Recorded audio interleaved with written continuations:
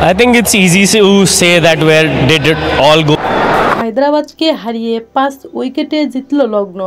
দর্শক, গতবারের আইপিএলে হায়দ্রাবাদের মাঠে সানরাইজার্সের কাছে 10 উইকেটে পর্যস্ত হয়েছিল লগ্ন।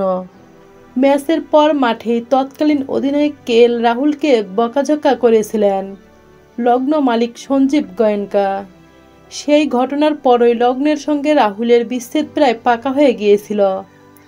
তাই হয়েছে মহানিলামে। বছর ঘোরার পর সেই মাঠেই হায়দ্রাবাদকে হারিয়ে প্রতিশোধ নিল গোয়েঙ্কার দল। সেই জয়ে অবদান রাখলেন শার্দুল ঠাকুর এবং নিকোলাস পুরান। প্রথমজন বল হাতে 34 রানে 4 উইকেট নিলেন।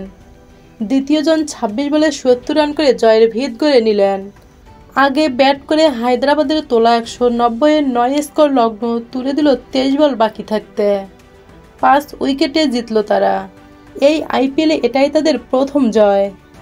বৃহস্পতিবার টসে জিতে লগ্ন অধিনায়ক ঈশান পন্থ আগে বল করার সিদ্ধান্ত নেওয়ায় অনেকেই ভেবেছিলেন হায়দ্রাবাদ 300 তুলে ফেলবে।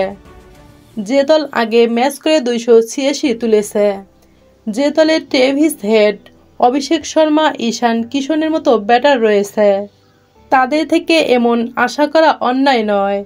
তবে 200 তুলতে পারেনি হায়দ্রাবাদ। প্রথম ওভারে শার্দুল মাত্র 6 রান করে। দ্বিতীয় ওভারে আবেশ খান দেন রান। হায়দ্রাবাদের সমর্থকরা তখন 6 চাইছিলেন। সেই ইচ্ছা পূরণের আগেই ফেরেন অভিষেক। শার্দুলের বলে পুল মারতে গিয়ে ক্যাচ দেন পুরানের হাতে। পরের বলে ফিরে যান ঈশানও। লেগ সাইডে যে বল ছাড়লেই ওয়াইড হয়, সেটি তার গ্লাভসে লেগে উইকেটরক্ষক পন্থের হাতে জমা পড়ে। শার্দুলের হ্যাটট্রিক বাঁচানোর দায়িত্ব ছিল নীতিশের উপরে। কোনো মতে সেটি বাঁচান তিনি। ইয়র্কার বল মিড অনে ঠেলে নেন রান। দলের 2 বিধ্বংসী ব্যাটার ফিলেও থামানো যাচ্ছিল না হেডকে। আবেশের একটি ওভারে 2টি 6 এবং 4টি 4 মারেন। 5 ওভারে 54 উঠে যাওয়ার পর পন্থ বোলিংয়ে আনেন রবি বিষ্ণয়কে। তো দর্শক, হায়দ্রাবাদকে হারিয়ে 5 উইকেটে জিতল লগ্ন।